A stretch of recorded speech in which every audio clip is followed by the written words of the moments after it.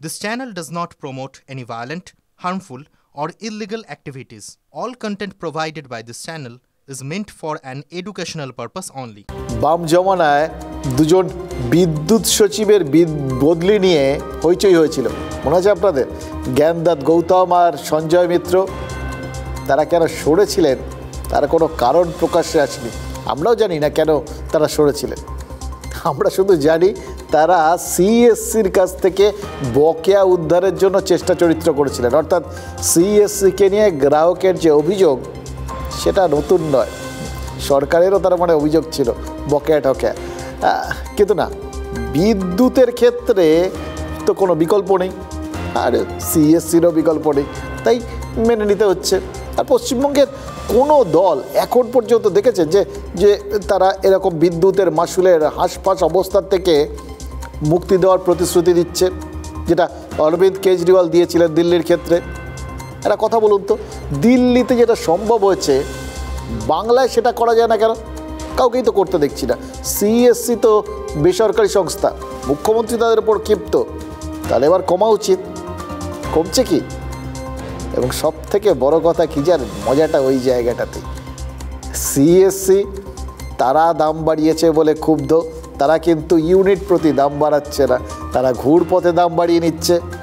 কিন্তু বাংলায় যে রাজ্য বিদ্যুৎ বন্টন নিগম রয়েছে, অর্থাৎ ওয়েস্ট বেঙ্গলের যে ইলেকট্রিসিটি বোর্ড, তাদের যারা গ্রাহক, সেখানেও তো বিল হঠাৎ বেড়ে গেছে অনেকটা, সবটাই ঘুরপথে।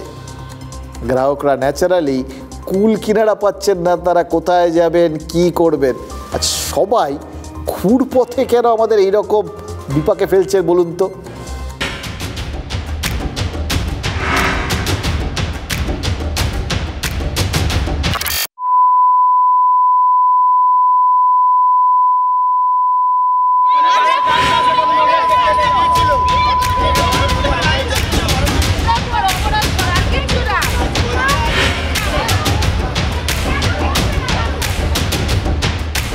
তিন মাস অন্তর মিটার রিডিং করে যে লম্বা স্লিপটা ধরিয়ে দেওয়া হয় তার পাঠোদ্ধার করা এমনিতেই দুরূহ ব্যাপার, কিন্তু স্লিপটা হঠাৎ পকেটে ভারী ভারী ঠেকলে ভয় ভয় তো করবেই।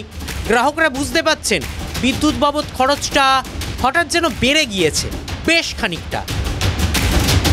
এতদিন পর্যন্ত বিদ্যুতের যে দাম বৃদ্ধি পেত তার একটা অন্তত ইঙ্গিত পেতেন গ্রাহকরা, কিন্তু এবার বিদ্যুতের যে দাম বৃদ্ধি পেয়েছে তার কোনো রকম আভাস যেমন তারা পাননি, তেমনি বিদ্যুতের দাম বৃদ্ধি পাওয়ার পর সেটা ঠিক কী হারে বেড়েছে তা নিয়ে রীতিমতো ধোঁয়াশা তৈরি হয়েছে গ্রাহকদের মধ্যে। হ্যাঁ, ঘুরপথে কাটা হচ্ছে, সরাসরি কাটা হচ্ছে বলতে পারেন, এটা তো পরিষ্কার বোঝাচ্ছে যে আমরা তোমাদেরকে হিসেব দেবো না, আমরা যা বলবো তোমরা দিতে বাধ্য। এটাই এক কথায় পরিষ্কারভাবে এটাই বলা হয়েছে, এটাকে ঘুরপথেই আপনি বলবেন কি করে? খরচ তো বেড়েছে, কিন্তু বাড়লো কোথায় সেটাই তো বোঝা যাচ্ছে না, কারণ বিল থেকে একটা হিসেব হঠাৎ উধাও হয়ে গিয়েছে। রিডিং ডেট 1/5/2024, অর্থাৎ 2024-এর 5 মাসে যে বিল জেনারেট হয়েছে, অন্য বিলটা 5/2/2024, অর্থাৎ জাস্ট 3 মাস আগে যে বিলটা তৈরি হয়েছে ফেব্রুয়ারি মাসে। এই 5/2/2024 যে বিল তৈরি হয়েছে সেই বিলে দেখা যাচ্ছে যে এখানে এনার্জি চার্জেস যে 2493 টাকা 90 পয়সা রয়েছে, সেটাও আবার কিভাবে দিতে হচ্ছে গ্রাহকদের তার একটা ডিটেইল এখানে লেখা রয়েছে। অর্থাৎ ফার্স্ট 102 ইউনিটের জন্য 5 টাকা 4 পয়সা হারে বিদ্যুতের বিল দিতে হয়েছে, পরবর্তী 78 ইউনিটের জন্য 6 টাকা 33 পয়সা হারে, তারও পরবর্তী 120 ইউনিটের জন্য 7 টাকা 12 পয়সা হারে, এবং তারও পরবর্তী যে 84 ইউনিট রয়েছে সেটার বিদ্যুতের বিল দিতে হয়েছে 7 টাকা 52 পয়সা হারে। এই যে বিদ্যুতের এনার্জি চার্জেসের যে ডিটেলস, সেই ডিটেলসটাই হঠাৎ করে উধাও হয়ে গেছে পরবর্তী যে বিল 3 মাস পরে যে বিল জেনারেট হয়েছে সেই বিলের ক্ষেত্রে। এই জায়গায় কিন্তু একেবারে ফাঁকা, অর্থাৎ পরবর্তী বিলে এনার্জি চার্জেস ডিটেলস হঠাৎ করে উধাও হয়ে গেছে। এখানে কলাম রয়েছে quarterly consume rate, amount, fixed charges details, contract load, total month, rate এবং অ্যামাউন্ট। এনার্জি কনজাম্পশনের হিসেবের যে ফাঁক, সেটাই কি আমাদের পকেটের ফুটো, যা দিয়ে আরও কিছুটা সঞ্চয় গলে সরকারের খাতায় জমা হচ্ছে? কিন্তু উপায় নেই, বিদ্যুৎ এখন আমাদের বাধ্যবাধকতা, বিদ্যুৎ ছাড়া বাঁচা অসম্ভব। দেখুন, আমরা একসঙ্গে বিলটা দিতে গিয়েই প্রথমে সমস্যার মুখোমুখি হতে যাচ্ছি। হয়তো আমাদের যদি নিত্য নৈমিত্তিক বা দৈনিক অথবা সাপ্তাহিক বা যদি মাসিক করতো বিলটা, তাহলে আমাদের দিতে হতো অনেক সুবিধা হতো। আমাদের মতন নিম্ন মধ্যবিত্ত যারা, তাদের পক্ষে অনেক সুবিধা হতো। এইটা কি করছে, সেটা মাসিক তো নাই, 3 মাসের বিলটা একত্র জড়ো করে তারা দিচ্ছে। তাহলে একটা বড় অ্যামাউন্ট হচ্ছে, সে অ্যামাউন্টটা বুঝতে পারছি না কি, সে আগেকার বিলে যেমন বোঝা থাকতো এত ইউনিট প্রতি এত, বা এত ইউনিটে খরচ এত। এবারের বিলে গত মার্চের পর থেকে যেটা দিচ্ছে, মার্চ পর্যন্ত ছিল, তারপরে এবারে যে বিলে দিয়েছে, এবারে বিলে সেরকম কোনো ট্যারিফই নেই। হ্যাঁ, অতএব বুঝতে পারছি না গোটা অ্যামাউন্টটা কিসে কত খরচ হচ্ছে। হ্যাঁ, বিদ্যুৎ তো রাখতেই হবে। এই তো হচ্ছে কি যে বাড়িতে অসুস্থ মা আছে, বা ধরুন এখন এই প্রচণ্ড গরম, জল নেই, সব কিছু যদি বিদ্যুৎ ছাড়া তো মানুষ এখন বাঁচতে পারবে না। যাই করুক তাই করুক, একবেলা খেয়ে হলেও বিদ্যুৎ রাখতে হবে। সেই বাধ্যবাধকতাটা বুঝেই তো হচ্ছে কি যে মানুষের পকেট কাটাটা আরও সুবিধা হয়েছে। 100 দিনের কাজ আর আবাস যোজনার যে বকেয়া, সেটা কেন্দ্র আটকে রেখেছে বলে রাজ্য অভিযোগ করে। সেক্ষেত্রে কেন্দ্র কি যুক্তি দেয়, বলে রাজ্য সরকার হিসেব দেয়নি। অথচ আমাদের দেখুন, আমরা যারা বিদ্যুৎ গ্রাহক, আমাদেরও তো সেই একই অভিযোগ। আমাদের বিলে এনার্জি কনজামশনের হিসেবই নেই। সেই হিসেব দিচ্ছে না, টাকা ধরছে কিন্তু হিসেব নেই। তবে মানুষ তো কেন্দ্রীয় সরকার নয়, তারা বিল আটকে রাখলে সরকার সোজা গিয়ে লাইন কেটে দেবে। এখন সকলে যদি একসঙ্গে বিল আটকে রাখেন, তাহলে সরকার হয়তো নড়েচড়ে বসতে বাধ্য হবে। কিন্তু আমি, আপনি, মানে আমরা বাঙালিরা, আমরা তো শান্তিপ্রিয়, যতদূর সম্ভব মানিয়ে নেওয়ার চেষ্টা করি।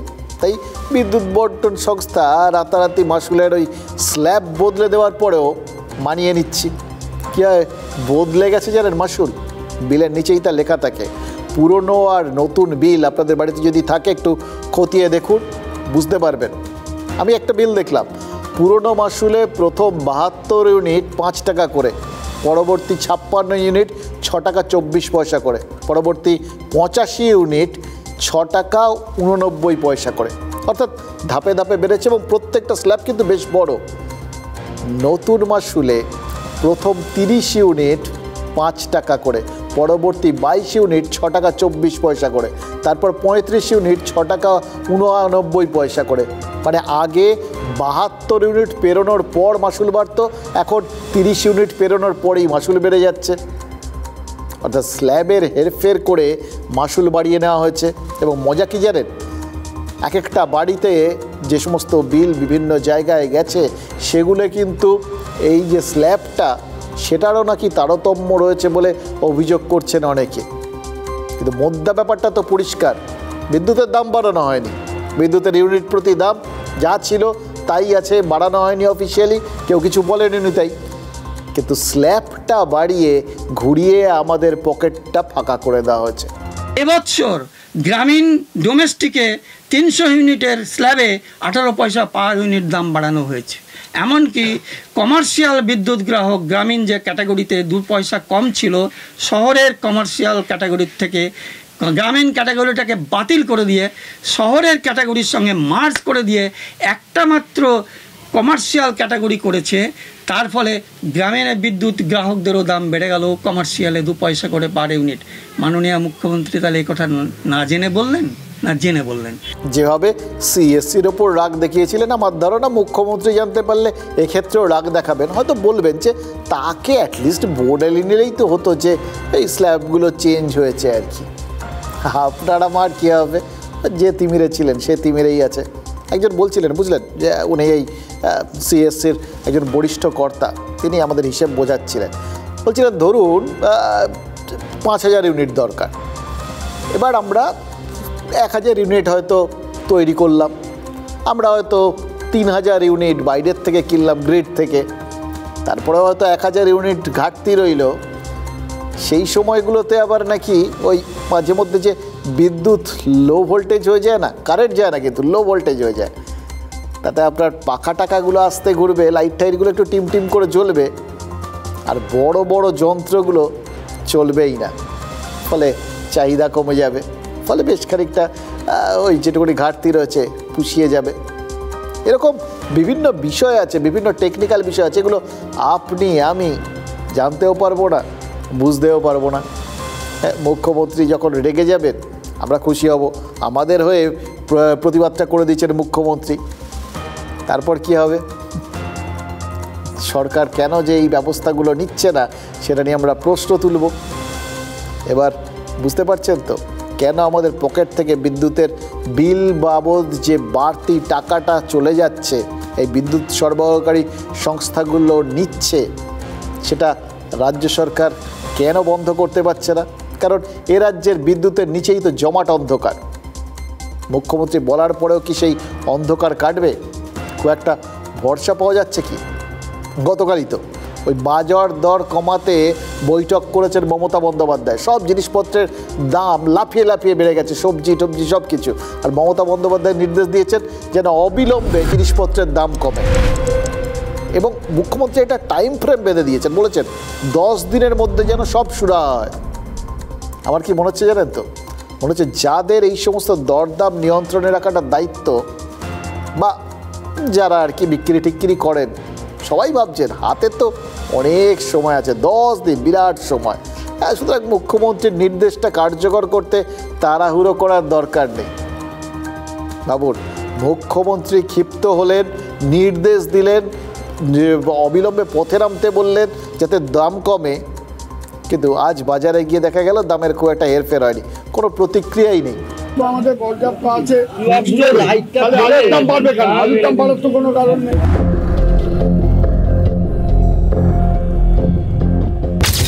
আলুর দাম বাড়লো বলে বাজারে গিয়ে রাগ করো? তোমরা যেসব না, অন্নদা শঙ্কর রায়ের অনুপ্রেরণায় এটা কোনো ছড়া নয়, এটা মুখ্যমন্ত্রীর নির্দেশের পর বাজারে বাজারে টাস্ক ফোর্সের ছড়াছড়ির ঘটনা। সাত সকালে কলকাতার ভিআইপি বাজারে গিয়েছিলেন টাস্ক ফোর্সের সদস্যরা। কেন দাম বাড়ছে জিজ্ঞাসা করা হয় দোকানদারদের। 35 টাকা করে জ্যোতি বেচছে, পেঁয়াজ বেচছে 50 করে, না পেঁয়াজটা 50 করে বেচছে, সেটা আদৌ এদের দামটা ঠিক কেনা? যারা এমনি সাপ্লাই করে হোলসেলে তাদের সঙ্গে কথা বলছি, এবং কোল্ড স্টোরেজের যারা দায়িত্বে আছেন, সংগঠন করেন, তাদের সঙ্গে কথা চলছে। বিক্রেতাদের অবশ্য সাফ কথা, যেমন দামে কিনতে হচ্ছে তেমন দামেই বিকোচ্ছে। আমাদের যেই হিসাবে কিনা হচ্ছে সেই হিসাবে আপনাদের আমদানি হলে পারে সব দাম কমবে, কমে যাবে, 100 কমে যাবে। আর তো ফলন একটু বাড়লেই কমবে, যেমন বেগুন টেগুনের দাম কমেছে। কলকাতার ভিআইপি মার্কেটে গিয়ে দেখা গেছে মুখ্যমন্ত্রীর নির্দেশের পর বেগুনে 20 টাকা কমা ছাড়া বাকি কোনো সবজির দামে তেমন কোনো হেরফের নেই। ঝিঙে, করলা সবই 70 থেকে 80 টাকা কেজি। পটল, টমেটো বা কাঁচা লঙ্কার দামেও কোনো হেরফের নেই, অন্তত ওই বাজারে। অনেক আগে উদ্যোগ নিলে ভালো হতো, সরকার অ্যাক্টিভ হলে তো ভালো। অফকোর্স অনেক ভালো হতো। অনেক যারা লোকজন যারা কিনছে সবাই তো সেম স্ট্যান্ডার্ড থেকে নয়, যারা মিডল ক্লাস লোক তাদের অনেক সুবিধা হয় এগুলো, এই জিনিসগুলো যদি কমে যায়। টাস্ক ফোর্সের কাজ মূল্যবৃদ্ধি ফোড়ে রাজের ওপরে নজর রাখা। কেন মুখ্যমন্ত্রীর নির্দেশের পরেই টাস্ক ফোর্স পথে নামলো?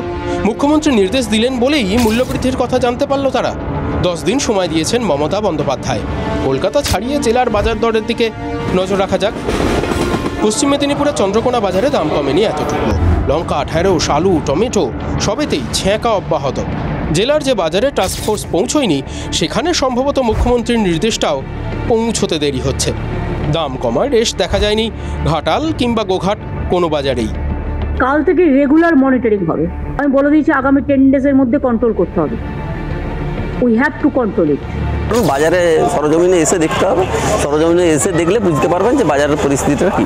বাঁকুড়াতেও সবজির দাম কমেনি এতটুকু। জেলার ধলডাঙ্গা বাজার বলছে করলা, বেগুন, ঝিঙে, উচ্ছে কোনো কিছুরই দাম কমেনি। হ্যাঁ, তা কমবে কই কি? মুখ্যমন্ত্রী যেমন বলেছে নিশ্চয়ই একটু সবাই তো ভয়ে কমাবে, চেষ্টা করবে, তার একটা নির্দেশ মুখ্যমন্ত্রীর। এখনো পর্যন্ত কি কমলো দাম গতকালের থেকে? গতকালের থেকে সেরকম কিছু কমে না, কালকে যেমন ছিল আজও সেরকমই মোটামুটি আছে। কোনো ইতিবাচক কোনো ইয়ে হবে, এটা জাস্ট একটা ফর্মালিটি। হ্যাঁ, মানুষকে দেখানো, মানুষকে বোঝানো।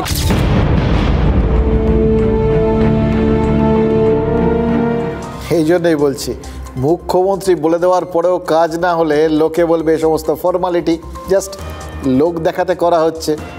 মমতা বন্দ্যোপাধ্যায়ের উদ্যোগকে যদি লোককে দেখানো বলে লোকে বিশ্বাস করতে শুরু করে, তাহলে তৃণমূলের জন্য কিন্তু সেটা সব থেকে বড় ধাক্কা।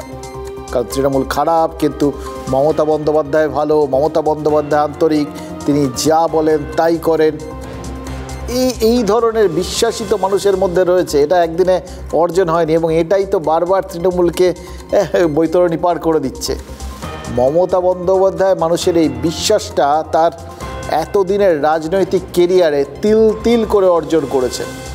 খেয়াল করে দেখুন, বলতেই পারেন আরে মমতা বন্দ্যোপাধ্যায় তো 10 দিনের কথা বলেছেন, আপনারা একদিনের মাথায় সমস্ত হইচই করছেন কেন? এমনি করছি না তো, মানুষটা মমতা বন্দ্যোপাধ্যায় বলেই করছি। কয়েক বছর আগের কথা মনে আছে আপনাদের? আলুর দাম হঠাৎ করে চচ্চর করে বেড়ে গেছিলো, প্রায় 40-45 টাকায় চলে গেছিলো। মমতা বন্দ্যোপাধ্যায় এরকমই একটা বৈঠক করে দাম নিয়ন্ত্রণের নির্দেশ দিয়েছিলেন। সরকারের সুফল বাংলার স্টল থেকে আলু কিনতে বলেছিলেন মুখ্যমন্ত্রী, আর তার এক কথায় পরদিন থেকে আলুর দাম কমে গেছিল। মনে আছে? মুখ্যমন্ত্রীর নির্দেশ কার্যকর করতে যেরকম সক্রিয়তা দেখিয়েছিল টাস্ক ফোর্স, তেমনই নেত্রীর নির্দেশ কার্যকর করতে মাঠে ময়দানে তৃণমূল কর্মীদেরও দেখা গেছিল। আলু কত টাকায় বিক্রি হচ্ছে তার উপর নজরদারি চলেছিল সমান তালে। ফল ওই যে বললাম, মুখ্যমন্ত্রীর মুখ থেকে কথা খসতে না খসতেই কাজ হয়ে গেছিল, আলুর দাম নিয়ন্ত্রণে চলে এসেছিল, 40 থেকে নেমে এসেছিল 15। সেই তৎপরতাটাই এবার কিন্তু মিসিং বলে মনে হচ্ছে, জানেন তো। আচ্ছা, মুখ্যমন্ত্রীর কথাতেও কাজ হচ্ছে না, তার কথাও কেউ গায়ে মাখছে না বলে কি মন্ত্রীরাও মৃত্যু ভয় পাচ্ছেন? মদন মিত্র বলছেন তিনি গুলি খেয়ে যেতে পারেন, যে কোনো দিন গণধোলাই খেতে পারেন। ফিরহাদ হাকিম তিনিও আশঙ্কায় রয়েছেন। আচ্ছা, নেতা মন্ত্রীরা যদি এত টেনশন করেন, তাহলে যেগুলো জনতার ইস্যু সেগুলো নিয়ে কে কথা বলবে বলুন তো? আর জনতার সমস্যার সমাধানই বা করবে কে?